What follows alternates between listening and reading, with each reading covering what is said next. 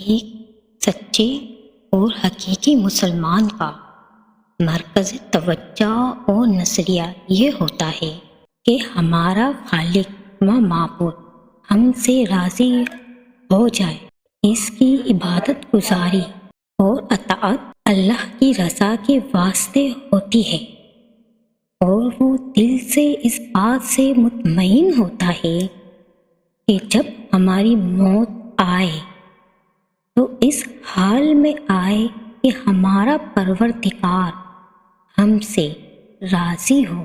لیکن ایک مسلمان کو اس بات کا ادراک کیسے ہوگا کہ اس کا خالق اس کے اعمال سے راضی ہے؟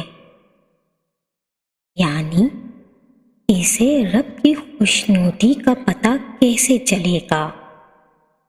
اللہ کی رضا مندی کی کیا علامتیں ہیں؟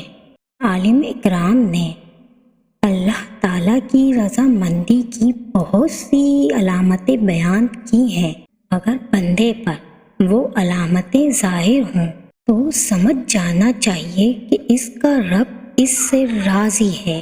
حق تعالیٰ جس بندے سے راضی ہوتے ہیں اور عبادت و ریاضت میں اس کو مزہ، لہذا ایسے مقام پر پہنچ کر بندے کو حق تعالیٰ سے استقامت و ثابت قدمی کی دعا کرنی چاہیے۔ جب اللہ تعالیٰ کسی بندے سے راضی ہوتا ہے تو اسے کثرت سے توبہ و استغفار کی توفیق عطا فرماتا ہے، لہذا توبہ و استغفار کی کثرت کرتے رہنا چاہیے تاکہ حق تعالیٰ کی خوشنودی حاصل ہو، جیسا کہ حق تعالیٰ کا ارشاد ہے، بے شک اللہ تعالیٰ توبہ کرنے والوں کو پسند فرماتا ہے۔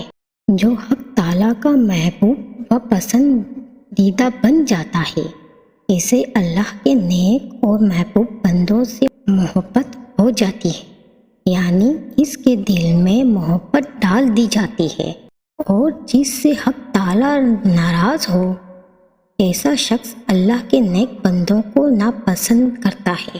اللہ کے نیک اور محبوب بندوں کی ایک نشانی یہ ہوتی ہے کہ ان کے دل نرم ہوتے ہیں، وہ خدا کی مخلوق کے ساتھ نرمی، خوش دلی اور خندہ پیشانی کے ساتھ پیش آتے ہیں۔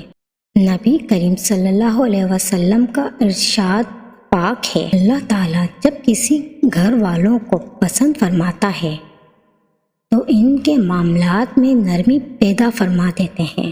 جب بندے سے حق تعالیٰ راضی ہو جاتا ہے تو بندے میں دنیا کی کوئی رغبت نہیں ہوتی، اس کے دل میں نرمی پیدا ہو جاتی ہے، وہ اپنی حاجات و ضروریات کے لیے کسی مخلوق کے آگے ہاتھ پھیلانا پسند نہیں کرتے۔ صحیح و معرفت اس وقت حاصل ہوتی ہے جب بندہ بستر مرگ پر قضا کا منتظر ہوتا ہے۔